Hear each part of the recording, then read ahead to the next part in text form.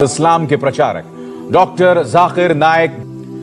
क्या आप जानते हैं कि ये जाकिर नाइक है कौन? Doctor Zakir Naik. Way for our Sheikh, Dr. Zakir Naik.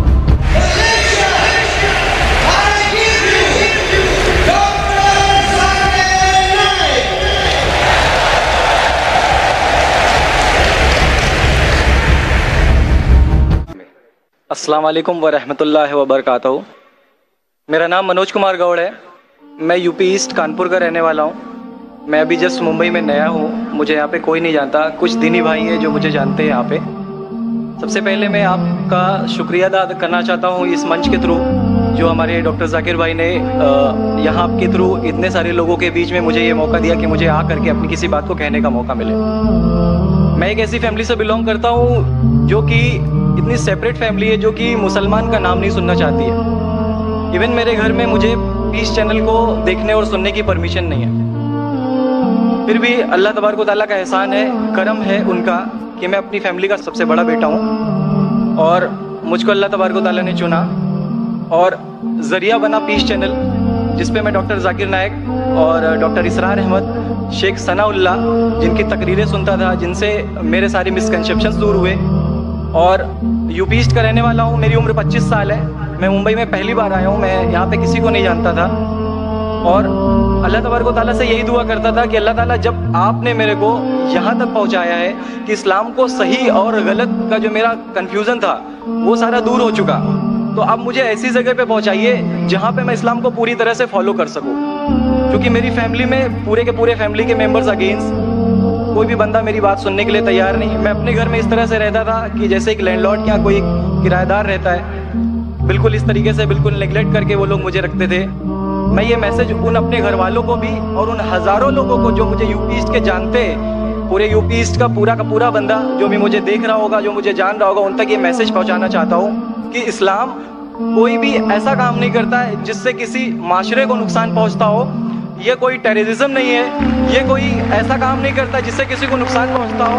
एक ऐसी फैमिली का बंदा जो कि मुसलमान के लिए इतनी गलत फहमी रखता हो, उसी घर का सबसे बड़ा बच्चा बाहर निकल करके इस बात को बताने के लिए तैयार है कि वो उनका दिमाग है, ये इस्लाम की तरफ से नहीं मिला है। तो मैं इस बात को कहना चाहता था, इस बात को बताना चाहता था। मैंने कभी सोचा भी नहीं था कि मुझे मौका मिलेगा कि मैं डायरेक्टली डॉक्टर जाकिर साहब के सामने आके उनका शुक्रिया अदा कर पाऊँगा। और जब मैंने पीस चैनल देखा तो पीस चैनल के थ्रू मुझे ये पहले पता चला, क्योंकि मैं इससे पहले कुछ सोचता नहीं था। जो ज़िंदगी चल रही है वो ज़िंदगी मेरे लिए काफ़ी थी। माँ है, बाप है, घर का सबसे बड़ा था, मैं एक वेल एस्टेब्लिश फैमिली का बंदा था, तो मुझे ऐसा कुछ सोचता ही नहीं लगता था कि मुझे कुछ और भी करना चाहिए। लेकिन जब इस चैनल को देखा तो वाकई में मुझे पता चला कि मैं जहाँ पे हूँ ना वो कुछ भी नहीं है। असल ज़िंदगी तो मौत के बाद है। क्योंकि मेरी ज़िंदगी जो है ना वो सिर्फ यही सोचती है कि मैं जो कुछ भी सोच रहा हूँ मेरी ज़िंदगी के दायरे में है। लेकिन असल ज़िंदगी जो शुरुआत होती है वो मौत के बाद। हमारे वेद हमें सिखाते हैं नातस्य प्रतिमा अस्ति, फिर भी हम प्रतिमा को मानते हैं, मूर्ति को मानते हैं, देवी देवताओं को मानते हैं। हमारा वेद हमें बताता है एकम ब्रह्मम द्वितीयो नास्ति, यानी कि भगवान एक है, दूसरा नहीं है ही नहीं। उसके बाद भी हम 36 करोड़ देवताओं को मानते हैं। तो हम अपने वेद को क्यों नहीं पढ़ते? हम अपने वेद को क्यों नहीं देखते कि हमारा वेद हमें क्या सिखाना चाहता है? पे ना जाए, अगर कोई मुसलमान गलत करता है तो हम ये नहीं सोचे कि वो इस्लाम है। वो मुसलमान गलत हो सकता है लेकिन इस्लाम गलत नहीं हो सकता। तो इसलिए मेरा पूरा का पूरा मैं मुकम्मल हूँ अल्हम्दुलिल्लाह। और अपनी ज़िंदगी में इस खुशी को महसूस करते हुए, ये खुशी आप सारे भाइयों से बांटते हुए, सारी बहनों से बांटते हुए, सारी माओं से बांटते हुए, आप सभी के सामने ये इकरार करता हूँ कि अल्लाह के सिवा कोई माबूद नहीं है। ये मेरी फैमिली वाले या मेरे यूपी वाले या जितने भी लोग देख रहे हो, मैं इस बात को कबूल करता हूँ कि मैं इस्लाम में हूँ। माशाअल्लाह, मैं आपका शुक्रगुजार हूँ। आपने पीस टीवी का पैगाम जो नटशेल में दिया, लगता है कि माशाअल्लाह इतनी बार देखिए कि आपके जहन में उतर गया और आप उसको मेमोराइज कर चुके। मैं शुक्रगुजार हूँ आपका कि आपने पीस टीवी का मैसेज एक नटशेल में दिया। और अल्हम्दुलिल्लाह जो भी आपने कहा माशाअल्लाह, और जो आपने याद के हवाले के साथ जो श्लोका, माशाअल्लाह आपने कहा कि आप एक खुदा में मानते हैं जिसका कोई माबूद नहीं। बिल्कुल। आप मानते हैं मोहम्मद सल्लल्लाहु अलैहि वसल्लम आखिरी पैगंबर है? कोई शक नहीं। आप इस्लाम कबूल करना चाहते हैं मेरे? बिल्कुल। माशाल्लाह।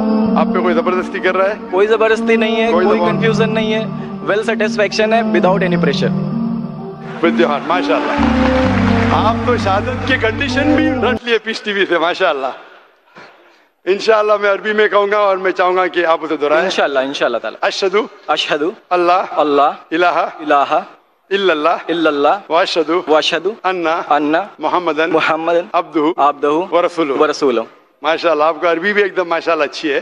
मैं गवाही देता हूँ कि अल्लाह के अलावा कोई माबूद नहीं और मोहम्मद सल्लल्लाहु अलैहि वसल्लम उसके बंदे और पैगंबर है। माशाल्लाह, मेरे हिसाब से आप दिल से पहले से ही मुसलमान थे, अभी लोगों के सामने जाहिर किया।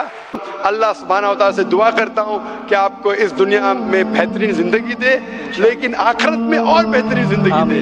और आप जानते हैं कि आपने दुनिया के ऐशो आराम को ठुकराया, क्योंकि आप जानते हैं कि आखिरत की जिंदगी इस दुनिया से बेहतर है। फिर भी अल्लाह ताला फरमाते हैं कि दुआ करो कि इस जिंदगी में भी, सूरह बकरा सूरह नंबर 2 आयत नंबर 201 में, रब्बना आतीना फिद दुनिया हसनतों व फिल आखिरत हसनतों के नाज़ाबिन्नार। मैं दुआ करता अल्लाह ताला से कि आपको इस जिंदगी और आखिरत में भी सबसे बेहतरीन जिंदगी दे और आपको जहन्नम से बचाए और आपको जन्नत में डाले। आमीन। We'll have the next question, inshallah. Dr. Zakir Naik, firstly I am greeting you as a namaste and I am feeling very honored to talk with you, see you. My name is Ashok Kumar Vyas. I belongs from Hindu Brahmin and living in Bada Bazaar. My question is, in previous day I read in newspaper, then one person in sleeping mood giving divorce to his wife is right or wrong? And what is the validity of this type of divorce?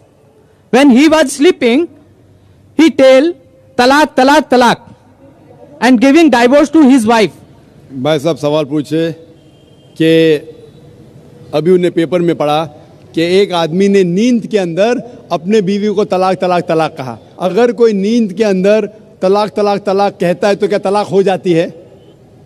तलाक होने के काफ़ी शराइत है, बहुत से है, वक्त नहीं है।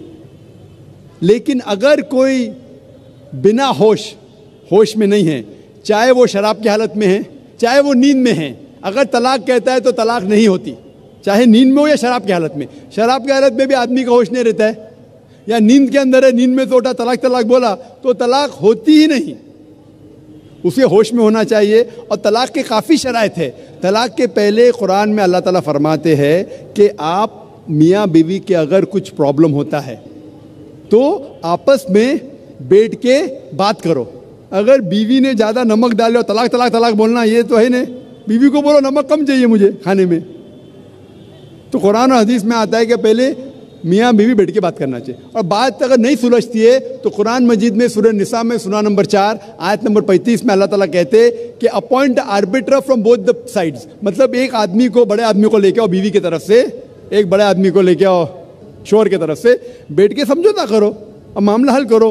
फिर अगर नहीं होता है तो it takes a long time. और फिर तरीका और डिटेल अगर आप चाहते तो मैं बोल सकता हूँ। और वो गुस्से में नहीं देना चाहिए, नशे की हालत में देना चाहिए, होश में देना चाहिए, काफ़ी शराइत है। वो बीवी हैस में नहीं होना चाहिए, she should not having menstrual period, बहुत से शराइत है। ये शराइत होने के बाद फिर तलाक होती है। उसका इद्दा पीरियड है 3 महीने का और काफ़ी प्रोसीजर है। लेकिन आपका मेन सवाल था अगर नींद की हालत में कोई तलाक देता है तो तलाक नहीं होती है। Thank you sir. Hope the answers the question.